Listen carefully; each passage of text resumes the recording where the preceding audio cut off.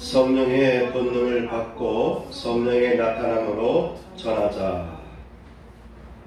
예수님께서는 제자들에게 성령의 권능을 받으라 라고 명하셨습니다.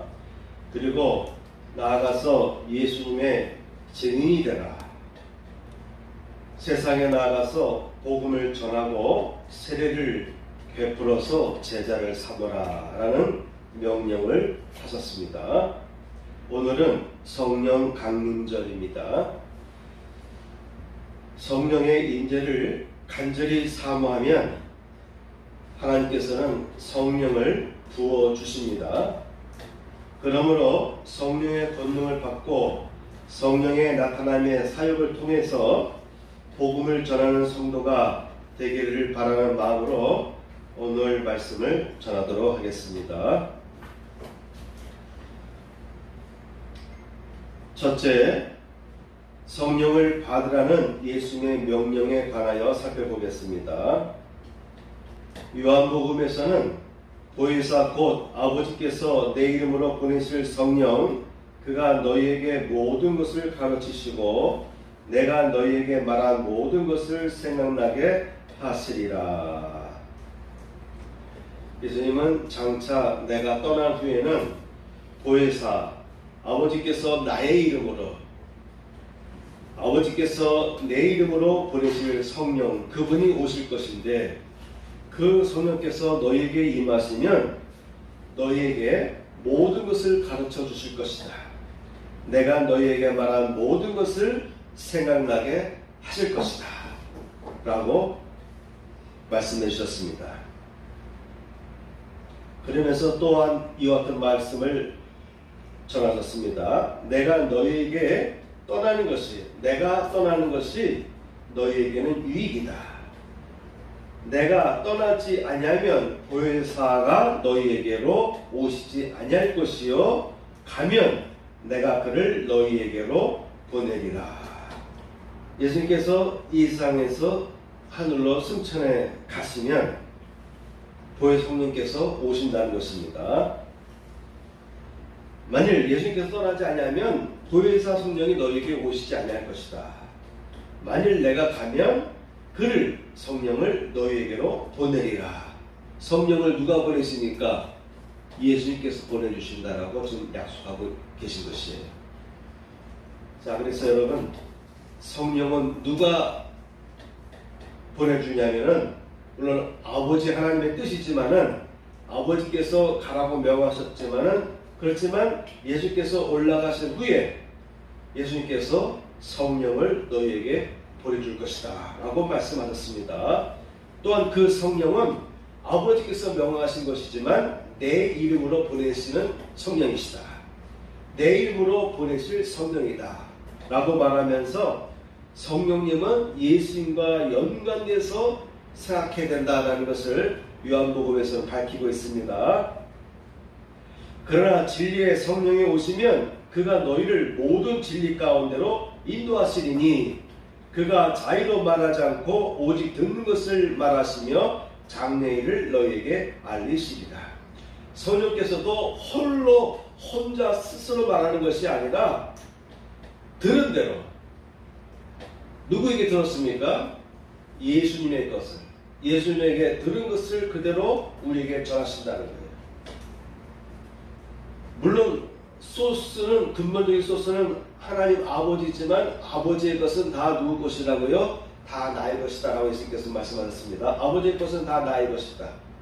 그러므로 이제는 성령은 나의 것을 가지고 너희에게 가르치고 너희에게 말씀하실 것이다 라고 예수께서는 요한복음에서 밝히신 것입니다. 그래서 요한복음 15장 14절을 보면은 그가 내 영광을 나타내리니, 성령이 임하면요 반드시 예수님의 영광을 나타내게 되어 있습니다. 성령이 임하시는데 예수님과 무관하다, 그것은요 잘못된 영이에요. 귀신입니다. 악한 영입니다. 더러운 영입니다. 사악한 영입니다. 세상에 보면은 무당들 있잖아요. 무당들이 구슬하잖아요. 그들에게 역사하는 영은 귀신들이잖아요. 그래서 예수와 아무 관련이 없어요. 그저 복을 빌기만 하면 되고 그들 나름대로의 기복적인 것만 갖고 있으면 되는 것이에요. 그런데 성령은 나의 영광을 나타낸다. 성령께서 좀 이따 오시면은 성령께서 역사하시는 여러 가지 내용들이 나오는데 그 모든 역사하심을 통해서 반드시 예수님의 영광을 나타내게 되어 있는 것이에요. 그러므로 예수님의 영광을 나타내지 않는 영은 그것은 가짜 영이고 병든 영이고 문제 있는 영이고 사악한 영이 역사하는 것이다라고 여러분 이해하시기 바랍니다. 내 것을 가지고 너희에게 알리시겠습니다. 성령께서 나타나시면 뭔가를 알려주시는데 깨우쳐 주시고 알려주시는데 이미 그 모든 것들은 예수님의 것이다.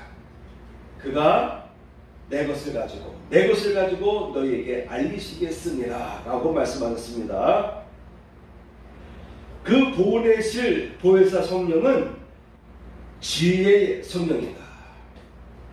아버지께로서 나오시는 진리의 성령이 오실 때에 그가 나를 증거하실 것이요. 성령은 아버지의 명령에 따라서 아버지에게로서 나오는데 그 성령은 진리의 성령이시다. 그 진리의 성령은 반드시 나를 증거하게 될 것이다. 그러므로 예수를 증거하는 것과 연결되어 있어야 되는 것은 성령의 역사는 강력하게 역사하는데 예수님을 증거하지 않는다. 더 깊이 들어가면 예수란 말을 하게 하는데 예수님께서 하신 말씀들을 구체적으로 실현할 수 있도록 실천할 수 있도록 이끌지 아니한다.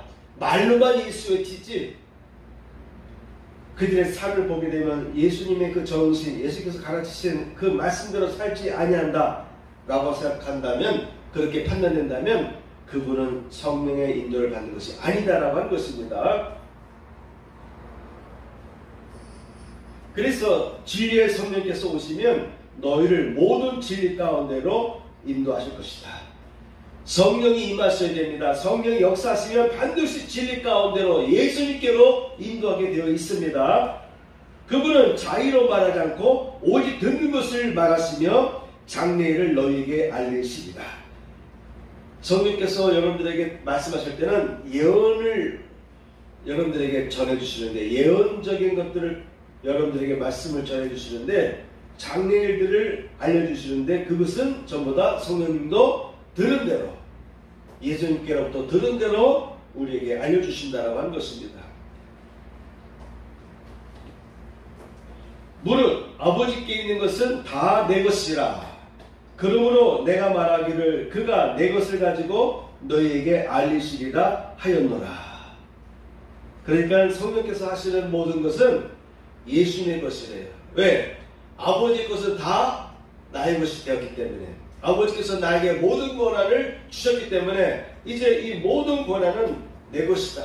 이런 권한을 통해서 내가 성령에게 부어줄 것이니 성령께서 역사하는 모든 것은 다 나의 것이다 라고 예수께서는 밝혀주신 것입니다. 그러면서 예수께서는 마지막에 부활하신 후에 이와 같이 말씀하십니다. 아버지께서 나를 보내신 것 같이 나도 너희를 보내노라. 이 말씀을 하시고 저희를 향하사 숨을 내쉬며 가라사대 성령을 받으라 라고 말씀하셨습니다. 제자들에게 예수께서는 너희는 성령을 받아야 된다, 성령을 받으라 라고 명령하셨습니다. 그리고 오늘 본문에 사도행전 1장 8절 보면 오직 성령이 너희에게 임하시면 너희가 권능을 받게 될 것이다. 너희가 권능을 받고, 그래서 예루살렘과 온 유대와 사마리아와 땅끝까지 이르러서 내 증인이 될 것이다, 되어야 된다 라고 예수께서는 당부하셨습니다. 그러므로 우리 크리스찬들은 성령과 떨어진 삶을 살 수가 없어요.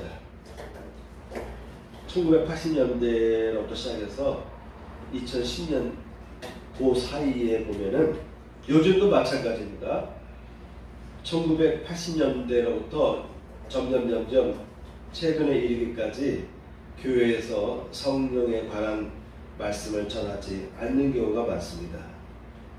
성령의 은사에 관해서 설교하지 않고 구체적으로 전하지 않는 그러한 풍토가 우리 기독교, 한국 기독교 내에 뿌리를 내리고 있어 왔습니다. 왜냐하면 부흥회를 하는데 1970년대에서 80년대 초에 한국 교회가 막 부흥하기 시작했어요. 그래서 교회마다 지역마다 부흥회를 열고 부흥사님들이 와서 집회를 인도하는데 성령의 은사가 많이 나타났습니다. 그러다 보니까 눈에 보이게 성령의 역사가 나타나고 치유의 역사가 나타나다 보니까는 그쪽에 모든 사람들의 시선이 집중되었습니다. 집중되다 보니까 그쪽 부분에 관해서만 사람들이 관심을 갖게 되었어요. 말씀을 전하는 목사님들도 성령의 이와 같은 역사에 관해서 강조를 하였지만 그 성령이 진리로 인도한다는 것, 그 진리는 예수라고 하는 것, 예수의 진리는 예수께서 우리에게 말씀하신 말씀의 내용이 바탕이 되어야 된다는 것을 그 부분에 대해서는 놓쳤습니다. 현상에 대해서만 강조하기 시작했어요. 그러다 보니까 여러 가지 문제되는 일들이 발생하게 되고, 그러다 보니까 그런 현상에 대해서 비판적인 시각을 바라보는 목사님들이 많아지게 되었어요. 그래서 오늘날 성령의 능력에 관해서 다루지 않는 그런 풍토들이 점점 생겼습니다. 그런데 여러분, 진리라고 되어 있어요. 진리로 인도한다. 성령께서 역사하시면 강력하게 능력이 나타나기도 하지만 그 능력이 나타남으로 인해서 어디로 인도한다? 진리로 인도한다. 그 진리는 누구냐? 예수님이시죠. 예수님께서 하신 모든 말씀이 우리들의 심령 속에 제대로 들려줘야 되고 제대로 실천되어야 되는데, 이 진리의 말씀을 나의 것으로 삼고 살아가는 그 내면적인 변화는 다루지 않고 외적인 성령의 은사에 관해서만 강조하다 보니까 교회에 나와서 성령 받았다고 하는 분들을 보면은 세상에 나가서 살아가는 모습 보면은 비윤리적이고 비도덕적인 생활을 하는 거예요. 그런데 그분이 교회를 열심히 다녀요. 기도도 열심히 하고 기도도 많이 해요. 그리고 은사도 그에게 나타납니다. 그러니까 세상에 나가서 살아가는 모습을 보면은 비크리스찬의 모습을 살아가는데 교회 안에서는 크리스찬인 거예요. 그러다 보니까 교회 안에서 성령 사역에 관해서 좀 배파하고 멀리하는 그런 현상들이 생겼고, 여러분 장로교에서는요, 성령은 이미 오늘 본문 말씀 오순절 사건으로 끝났다, 완성됐다. 그래서 이와 같은 성령의 역사는 더 이상 우리에게 필요하지 않다. 성경은 이미 완성되었기 때문에 더 이상 계시는 필요 없다. 또한 성령의 역사도 더 이상 나타나지 않는다 라고 장로교에서는 가르칩니다. 그러다 보니까 현재까지 오면서 보면은 한국교회에 여러 가지 성령의 나타남을 통한 나타나는 역사를 너무 강조하다 보니까 잘못된 삶의 모습들이 드러나기 시작했고, 부정적인 모습들이 드러났고, 또한 장로교에서는 그와 같은 잘못된 교리를 가르치고 있기 때문에 성령 사역에 대해서 관심을 갖지 않는 시대가 되었어요. 그러나 오늘 본문에서 우리가 함께 살펴봤듯이 성령 받으라는 것은 예수님의 명령이십니다. 그래서 오늘 두 번째 오순절 성령 강림 사건을 보게 되면요, 성령께서 임하실 때에 호련히 갑자기 하늘로부터 급하고 강한 바람 같은 소리가 있었습니다. 보수적인 신학자들은, 목회자들은 이러한 일들은 단 한 번으로 끝난 것이고 더 이상 이러한 역사는 나타나지 않는다고 하는데, 1990년 중반 후반부터 미국이라든 캐나다 이런 지역에서 성령의 부운동이, 성령의 능력이 강하게 나타나는, 그로 인해서 미국에도 캐나다에도 부흥이 일어나고, 그런 부흥의 열기가 아시아죠. 특히 우리나라에까지도 전파되었습니다. 그때 나타난 성령의 역사하는 내용을 보게 되면 2장 2절의 말씀과 비슷한 체험들을 하게 돼요. 강한 바람 같은 소리가 부는 것을 체험하기도 하고요. 그들이 앉은 온 집에 가득하였다. 다 같이 한 곳에 모였을 때 성령은요, 많이 모일 때 역사하는 능력이 강하게 나타나곤 합니다. 그래서 120명의 제자들이 예루살렘 마가의 다락방, 이 성찬을 행했던 이 마가의 다락방에 120명의 제자들이 모여서 기도할 때, 그들이 간절히 기도할 때에 갑자기 성령께서 임하는데 하늘로부터 급하고 강한 바람 같은 소리가 막 불어오면서 그들이 앉은 온 집에 가득하였다라고 2절에 설명하고 있습니다. 3절에 좀 더 구체적으로 보면 어떤 사람에게는 그런 사건이, 그런 인재가 눈으로 봤던 것 같아요. 눈이 열려가지고 영안이 열려서 환상으로 본 것 같습니다. 마치 불의 혀처럼 갈라지는 것들이 그들에게 보여. 그러니까 한 사람에게만 보여진 게 아닌 거예요. 여러 사람들의 눈에도 환상이 열리면서 불의 혀가 갈라지는 것 같은 그러한 불길들이 온 집안에 흐르는 것을 보게 된 것입니다. 그러면서 각 사람 위에 그 불의 혀 같은 것들이 임하는 것을 봤습니다. 그러니까 그들에게 보였다는 말은 한 사람만 본 게 아니에요. 다수의 사람들이 본 것입니다. 그래서 그들에게 보여, 전체 120명에게 보일 수도 있고 수십 명에게 보일 수도 있고요. 그들에게 보여 각 사람 위에 하나씩 임하여 있더니, 하나씩 불의 혀 같은 것이 각 사람 위에 120명의 제자들 위에 임하였다라고 성경 3절은 묘사하고 있습니다. 그로 인해서 4절 그들이 다 성령의 충만함을 받고, 자, 그런 역사가 임하면은 성령이 충만하게 임하게 되어 있어요. 성령이 말하게 하심을 따라 다른 언어들로 말하기를 시작하니라. 그들이 방언을 하기 시작했어요. 이때의 방언은 각 나라의 언어로 말하게 된 것입니다. 고린도서에 보게 되면은 고린도서에 나와 있는 그 방언은 영적인 언어로서의 방언을 고린도서에서는 설명하고 있습니다. 그러므로 방언은 각 지역의 언어로 방언의 은사가 나타나기도 하고 또한 영적인 언어로서의 방언이 나타나기도 하는데, 오늘날도 선교사님들이 보고하는 걸 보면은 어떤 선교사님들은 언어적으로 뛰어나지 않았는데 언어를, 그가 가는 나라에 대한 언어를 제대로 준비도 안 하고 갔는데, 또한 그가 평상시에 탁월하게 언어에 재능이 있던 분도 아닌데 금방 언어가 터득이 되는, 또한 이 사도행전의 사건처럼 똑같이 갑자기 그가 말을 하는데 외국 언어로 말하는 경우들이 선교직에서는 요즘도 간간히 보고되고 있습니다. 이와 같은 오순절의 성령 강림 사건이 임한 날을 기념하는 주일이 바로 오늘 성령 강림절입니다. 사도행전 2장 16절부터 21절의 말씀을 보면은 성령께서 앞으로 임하실 때에 이러한 일들이 나타날 것이다 라고 하는 요엘서의 내용을 사도행전은 담고 있습니다.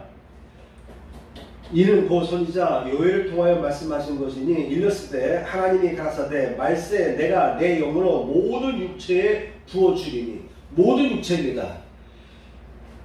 마가의 다락방에 모였던 120명 모두에게 임했듯이 오늘날도 모든 민족에게, 예수를 사모하는 모든 민족에게, 모든 육체에게 부어줄 것이다 라고 했기 때문에 오순절 사건 그것으로 끝나는 것이 아니라 그것으로 완성되고 그런 일들은 더 이상 나타나지 않는 것이 아니라 모든 세상의 민족들이 예수님을 사모하다 보면은 그 민족들에게, 모든 육체에게 성령은 부어질 것이다. 그래서 너희의 자녀들은 예언할 것이요 성령이 임하시면 예언하는 일이 나타납니다. 예언의 은사가 나타납니다. 너희의 자녀들은 예언할 것이요 너희의 젊은이들은 이상을 보고 환상이 열리는 것이죠. 이상을 보고 너희의 늙은이들은 꿈을 꾸리라. 꿈이든 환상이든 예언이든 이런 공통적인 것들은 다 성령이 임하시면 나타나는 현상이다 라고 말씀하셨습니다. 세 번째 생각해 볼 것은요, 세 번째 성령이 임하시면에 관해서 좀 더 구체적으로 들어가 보겠습니다. 첫째, 권능을 받는다. 성령이 임하시면 어떤 일들이 일어나느냐? 첫째, 권능을 받게 되는 것입니다. 권능 중에서도 대표적인 권능이 뭐냐면요, 귀신을 쫓아내는 능력과 권세가 임하는 것입니다. 권세라고 하는 것은 내가 어떤 명령을 했을 때 그대로 되는 것이에요. 특히 악한 영들에게 예수의 이름으로 결박될 자다라고 하면 귀신들이 꼼짝 못하게 돼 있어요. 결박당하게 돼 있어요. 떠나가라고 명령하면 귀신들이 떠나가게 돼 있어요. 그런 것들이 권세 아니겠습니까? 그렇죠? 여러분, 귀신을 쫓아내는 권세가 임하는 거예요. 또한 그런 능력이 나타나는 것이 보여지고 체험되게 되어 있습니다. 예수께서 오셔서 많은 병자들을 고치는데 병든 자들을 고치면서 예수께서는 이와 같이 말씀하십니다. 저들에게서 악한 귀신이 떠나갔다. 더러운 귀신이 떠나갔다. 라고 설명해 주시곤 하셨습니다. 내가 하나님의 성령을 힘입어 귀신을 쫓아내는 것이면 하나님의 나라가 이미 너희에게 임하였느니라. 성령은 이미 구약시대에도 그리고 예수님의 사역 가운데도 임하였습니다. 그래서 예수께서 말씀하시기를 내가 하나님의 성령을 힘입어, 그러니까 예수님도 성령의 능력을 힘입어서 귀신을 쫓아냈다라고 하는 것입니다. 그런 것이면 하나님의 나라가 이미 너에게 임한 것이다. 똑같은 내용을 누가복음에서는 내가 만일 하나님의 손을 힘입어 귀신을 쫓아내는 것이면 하나님의 나라가 이미 너에게 임하였느니라 라고 말씀해 주셨습니다. 그렇게 기록되어 있습니다. 그래서 하나님의 성령을 하나님의 손을 힘입어, 하나님의 성령을 힘입어 또는 하나님의 손을 힘입어서 어떻게 한다고요? 귀신을 쫓아낸다. 예수께서 이 땅에 오셔서 대표적으로 하신 사역이 바로 귀신을 쫓아내는 사역이셨습니다. 왜 그럴까요? 왜 귀신을 쫓아냈다라고 성경은 묘사하고 있고 예수님께서도 그렇게 밝혔을까요? 세상에 돌아가는 모든 일들의 내면에는 다 그런 것은 아니다 할지라도 상당한 부분이 귀신이 역사하는 내용들이 있어요. 귀신이 뒤에서 조종하고 역사하고 파괴시키는 그와 같은 일들이 많이 일어납니다. 그래서 예수님께서는 그 내면에서 뒤에서 역사하는 귀신을 먼저 잡으신 거예요. 그래서 예수께서는 병든 자들에게 안수하실 때마다 귀신을 물리칩니다. 능력은 성령의 능력을 통해서. 그럴 때 귀신이 떠나가니까 말 못하는 사람, 듣지 못하는 사람, 보지 못하는 사람, 남에서부터 안진병이 된 사람들도 걷기 시작하는데 그 요인들 중에서 어떤 사람은 중풍 걸린 사람도 있을 것이고 많은 병을 앓고 있는 사람들이 있는데 그 중에서 그 요인이 귀신의 역사를 통해서 나타난 병이라고 한다면 귀신을 내어 쫓으면 그 병이 빨리 회복되는 경우가 있습니다. 두 번째, 치유의 능력이 나타났습니다. 태어날 때부터 잘못된 신체 결함으로 인해서 불구가 사람들에게도요, 안수할 때 하나님의 능력, 성령의 능력이 임할 때요, 안진병이가 고침을 받습니다. 베드로와 요한이 성전으로 가다가, 기도하러 가다가 남에서부터 안진병이 된 사람을 만났습니다. 40대 그렇게 묘사되어 있는데 그는 남에서부터 걸어본 적이 없어요. 그 사람에게 베드로가 선포합니다. 어떻게 말합니까? 은과 금은 내게 없거니와 내게 있는 이것을 내게 주노니 나사렛 예수 그리스도의 이름으로 일어나 걸어라 하면서 그의 오른손을 잡아 일으켰을 때에 발과 발목이 곧 힘을 얻고 뛰어서서 걸으며 그들과 함께 성전으로 들어가면서 걷기도 하고 뛰기도 하며 하나님을 찬미하니라, 하나님을 찬송하니라. 여기서 우리가 기억할 것은 베드로가 안진뱅이 남에서 걷지 못하는 사람을 치유할 때는요, 귀신아 물러가라 라는 내용이 없어요. 태어나면서부터 불구가 돼서 태어났기 때문에 이분에 대해서는 귀신을 쫓는 사역을 하지 않았습니다. 온전히 고침받으라, 일어나 걸으라 라는 선포만 했을 뿐이에요. 그런데 놀라운 것은 즉시 그의 발에 힘이 생기기 시작했습니다. 발과 발목이 곧 힘을 얻었다. 소라든가 말들이 새끼를 낳게 되면 나오자마자 얼마 안 돼서 말들이 움직이기 시작합니다. 그래서 끼우뚱 하다가 일어서요. 그리고 걷게 됩니다.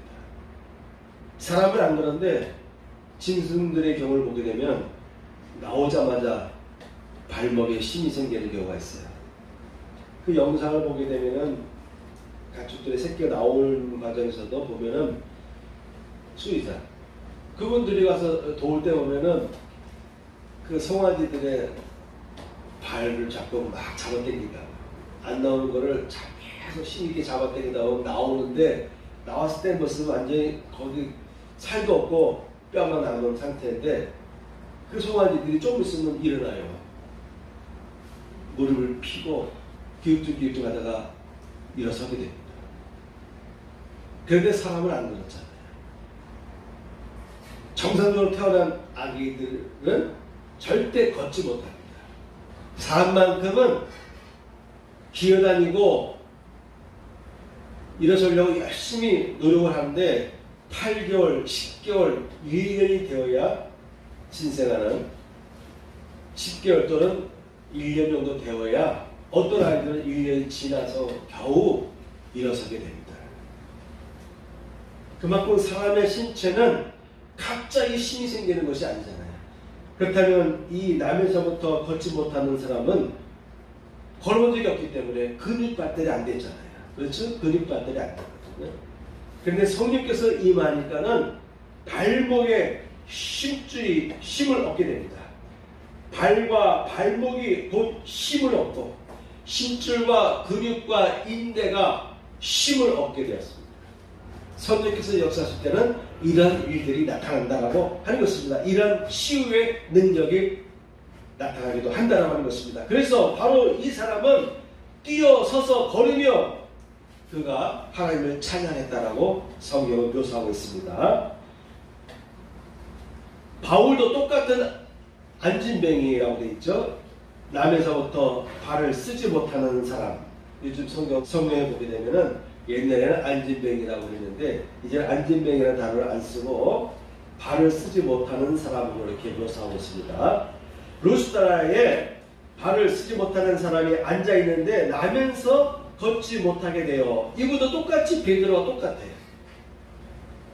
걸어본 적이 없는지라 바울이 말한 것을 듣거늘 바울이 주목하여 구원 얻을 만한 믿음이 그에게 있는 것을 보고, 여러분 말씀을 들을 때 그 말씀을 사모하는 마음이 느껴져야 됩니다.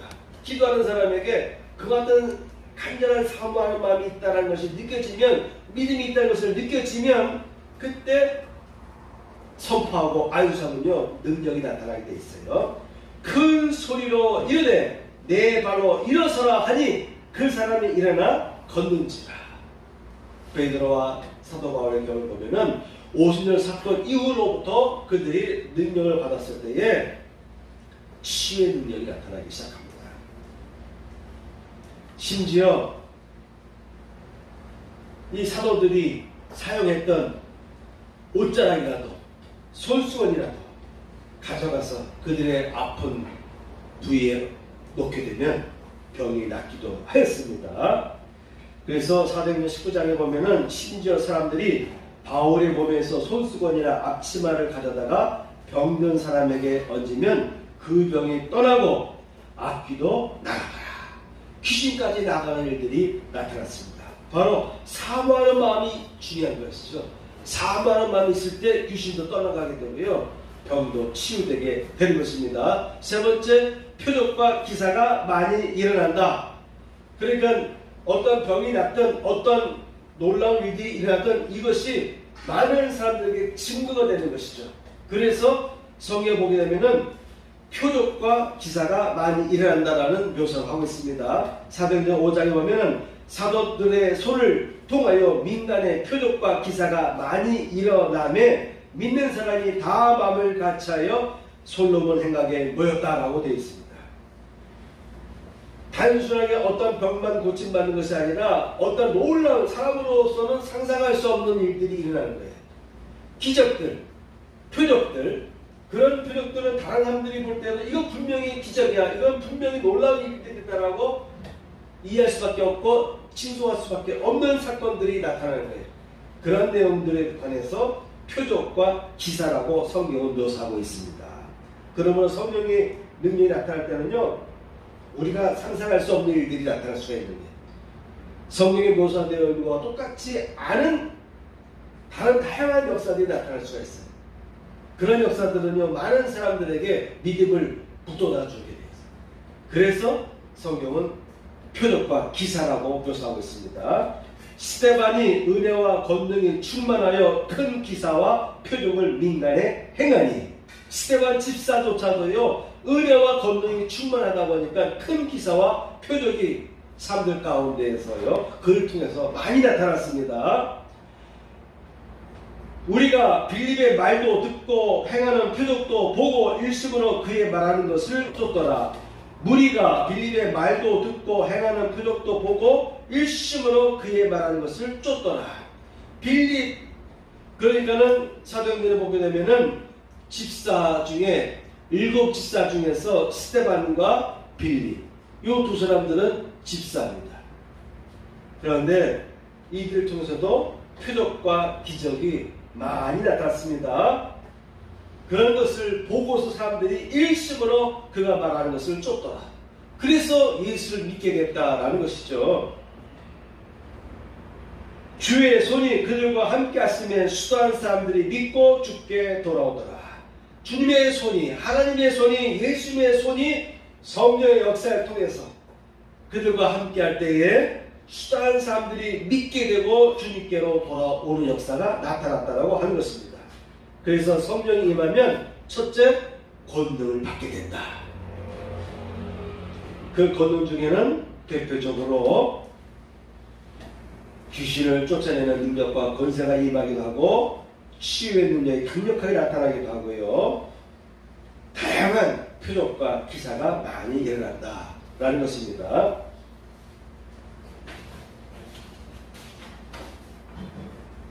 성령이 임하시는 두 번째, 성령이 나타난 현상에 관해서 살펴보겠습니다. 첫째, 다양한 임재를 체험하게 됩니다. 다양한 현상을 통한 임재를 경험하게 되어 있습니다. 사도행전 2장 13절 보면은 이들이 나가서 복음을 막 전했어요. 복음을 막 전하는데요, 유태인들이 세계 도처에 흩어져 있던 유태인들이 오순절을 지키기 위해서 예루살렘으로 모여왔습니다. 그런데 이 120명의 지도자들이 나가서 복음을 막 전하는 것이죠. 근데 그들의 모습을 보고서 어떤 이들은 조롱하여 가로되 저희가 새 술에 취하였다 하더라. 2장 13절에 보시면 어떤 이들은 조롱하여 이르되 그들이 새 술에 취하였다 하더라. 뭔가 그들이 막 중얼중얼 하는 거예요. 왜? 방언을 하니까. 그러니까 어떤 지역의 사람들에게 그들이 복음을 전하는데 그들 언어로 많이 나오는 거예요. 그러면 다른 지역 사람들에게는 알아들을 수가 없잖아요. 그러니까 다른 지역 사람들이 볼 때는 그냥 떠드는 소리예요. 뭔가 말하긴 말하는데 도대체 이해할 수 없는 말들을 하는 것입니다. 그래서 술을 많이 먹게 되면 술주정을 하지, 저 사람들이 술정하는가 보다 라고 생각할 정도로 그와 같이 120명의 제자들이 나가서 말을 전하는데 듣는 사람들 입장에서 보게 되면은 술에 취한 것 같은 막 중얼중얼 우리 언어로 말하니까 그 사람들 입장에서 보게 되면 놀라운 것이지만 다른 지역 사람들이 듣게 되면은 이상한 소리를 떠버리기 때문에 술취하는 것으로 들릴 수가 있습니다. 또한 성령이 임하게 되면요, 성령이 강력하게 임하게 되면요, 몸이 막 이렇게 주체할 수 없을 정도로 그런 통제하기 힘든 정도의 마치 술 취한 것처럼 삐뚤삐뚤 거릴 수도 있어요. 성령이 임하다 보면은 사람이 중심을 못 잡고 쓰러지기도 하고 그런 일들이 생기기도 합니다. 그런 모든 모습들을 봤을 때 신앙적인 관점에서 보게 되면은 술 취한 모습이다 라고 생각해서 저희가 술 취한 것 같다 라고 생각하게 되는 것입니다. 그런데 성경 말씀 15절 보면 이 사도행전 2장 15절 보면 때가 제3시니 너희 생각과 같이 이 사람들이 취한 것이 아니라. 이 말은 뭐냐면 베드로가 11 사도와 함께 유대인들 앞에서 복음을 전하게 됐습니다. 복음을 전하는데 이렇게 보니까 사람들이 전부 다 이런 현상에 관해서 술 취한 것처럼 오해하는 일들이 생긴 거예요. 그래서 베드로가 말한 것입니다. 지금 때가 제3시이라고 했어요. 3시면은 여기다가 6시간을 더하면은 9시네요. 그렇죠? 오전 9시. 오전 9시니까 지금 술이 깼으면 깼지. 지금 이들이 술에 취한 상태가 아니다. 라고 베드로가 설명해 주는 거예요.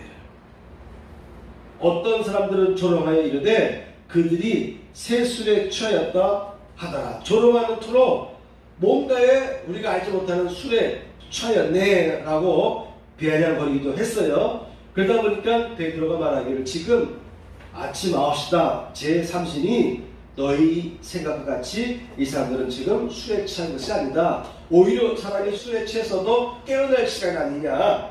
이들은 성령에 취한 것이지 너희가 생각하는 것 같은 술에 취한 것이 아니다 라고 말할 정도로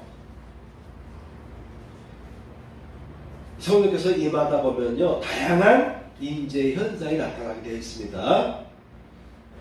사도행전 10장 44절 보면은 베드로가 이 말을 할 때에 고넬료의 집에 가서 그가 복음을 전할 때에 성령이 말씀 듣는 모든 사람에게 내려오시니.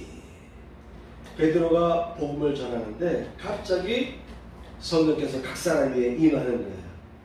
그래서 그들이 방언을 하고 예언을 하고 그런 일들이 나타나기 시작했습니다. 여러 임재 현상이 나타나는데 왼쪽을 보게 되면 그들이 방언을 하게 되고 예언도 하게 되었습니다. 그래서 여러분 성령이 나타나는 현상을 보게 되면 다양한 임재 현상이 일어난다. 자, 두 번째는 외적으로 은사가 나타나게 되어 있습니다. 은사가 각 사람에게 임합니다. 오순절 성령 강림 사건 이전에도 성령의 역사는 임했습니다. 누가복음 1장 41절에 보게 되면 요한의 어머니 엘리사벳이 마리아가 문안함을 들으매 아이가 복중에서 뛰노는지라 엘리사벳이 성령의 충만함을 받아 라고 되어 있어요. 또한 그의 남편 세례 요한의 아버지 부친 사가랴가 성령의 충만함을 받아 예언하여 이르되.